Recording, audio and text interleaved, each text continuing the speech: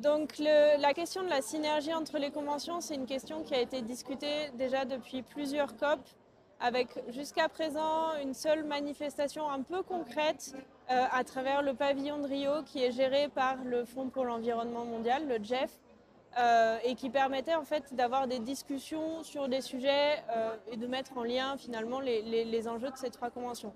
Le GEF également est le mécanisme financier qui permet de financer les priorités et les décisions prises au sein de ces trois conventions. Pour autant, beaucoup d'acteurs attendent encore une fois plus de synergie et les recommandations qui ont été portées au démarrage de cette COP 16 concernaient principalement une meilleure synergie entre ces trois conventions au niveau national, ce qui fait peser quand même sur les pays une forte responsabilité de réussir à avoir une vision stratégique qui soit intégrative des enjeux de terre, climat, biodiversité, mais aussi des enjeux d'eau, de production agricole, d'alimentation, et qui soit du coup ensuite alimenté, nourri par les décisions et les aspects un peu plus pratiques et techniques abordés au sein de ces trois conventions différentes. C'est une responsabilité qui doit se traduire dans des plans d'action nationaux des États, mais aussi finalement des collectivités locales qui sont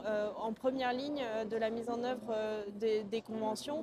Et aujourd'hui d'ailleurs, il y a le Forum des maires qui se réunit et qui permet de montrer finalement le rôle qu'elles jouent. Une autre option qui est explorée et qui fait du lien du coup avec ces engagements nationaux, c'est d'avoir un système de rapportage commun entre les trois conventions. Les systèmes de rapportage actuellement, ils sont quand même très complexes, donc ça va être un vrai enjeu si cette direction-là est prise.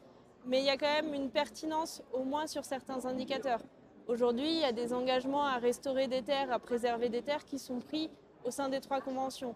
Et ces engagements, on ne peut pas se contenter de les additionner. Il faut voir où est-ce qu'ils se recoupent, sur quelle zone de chaque pays ils se recoupent et quelles sont finalement dans les plans d'action des trois conventions les actions qui sont réfléchies pour restaurer, conserver ces terres et éviter d'avoir finalement des actions divergentes sur des mêmes espaces.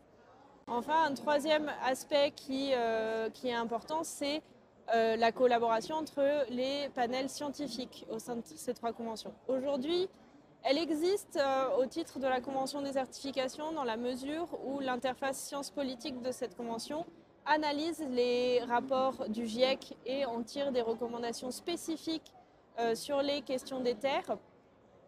L'interface sciences politiques collabore également avec l'IPBES. Là où ce que j'ignore, c'est que si en face, le GIEC et l'IPBES se nourrissent également des travaux de l'interface sciences politiques de la Convention des certifications. Mais voilà, cette mutualisation finalement de leurs efforts pourrait permettre aussi de mieux informer au sein des trois conventions sur l'interconnexion des enjeux et sur la nécessité d'avoir des décisions qui ont une vision finalement systémique.